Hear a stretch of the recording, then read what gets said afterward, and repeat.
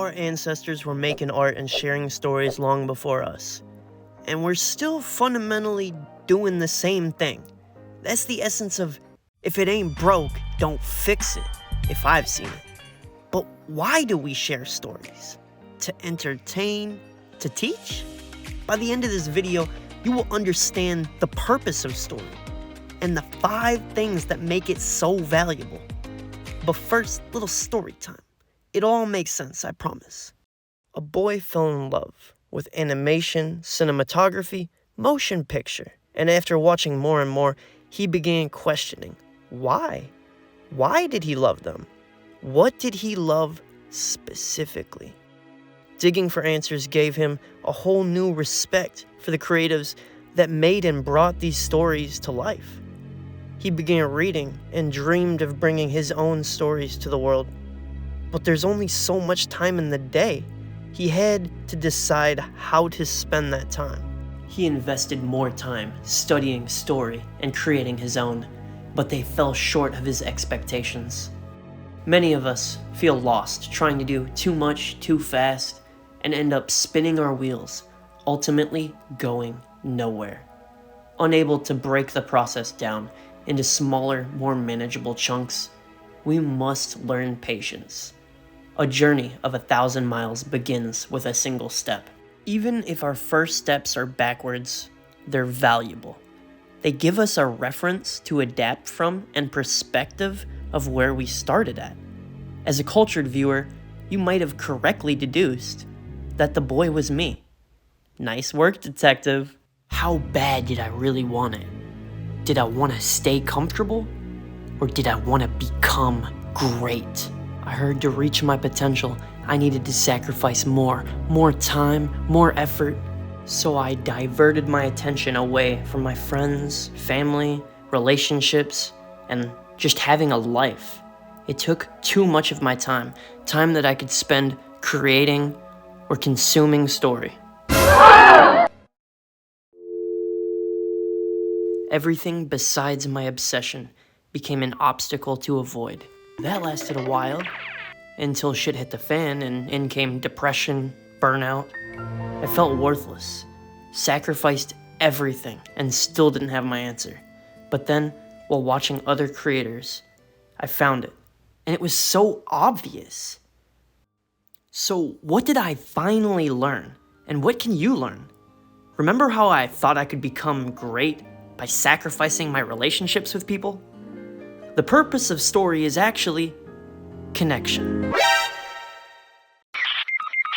We are wired to create attachments to people, animals, places, ideas, and even inanimate objects. That's how people connect to a story. So now knowing that, you're probably asking yourself, in what ways can you use this information going forward? Have no fear, the sensei is here to break it all down simply. The 5 ways people connect through story are characters. We connect to the people of the story, who hold beliefs and ideas about life and how to live, which are then tested by the plot of the story in a world that helps shape those characters, and then the artist packages and delivers it with the audience in mind. What? Alright, simpler.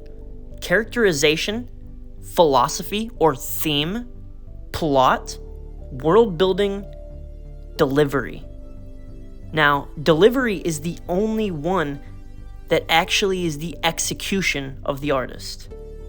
This ties into the medium of the work and how the artist's voice, style, and skills are presented to the audience.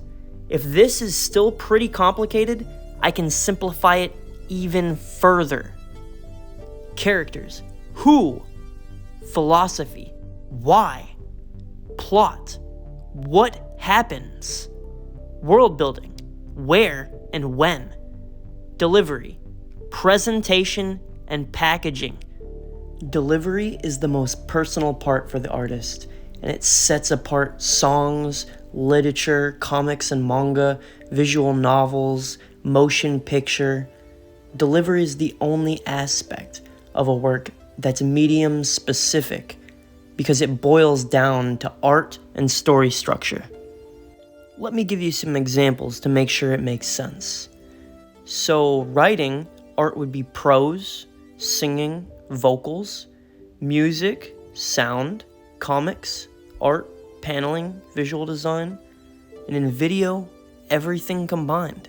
Storytellers should not aim to make worlds for readers to retreat into, offering them wish fulfillment garbage, but instead feed them valuable knowledge that was extrapolated from reality.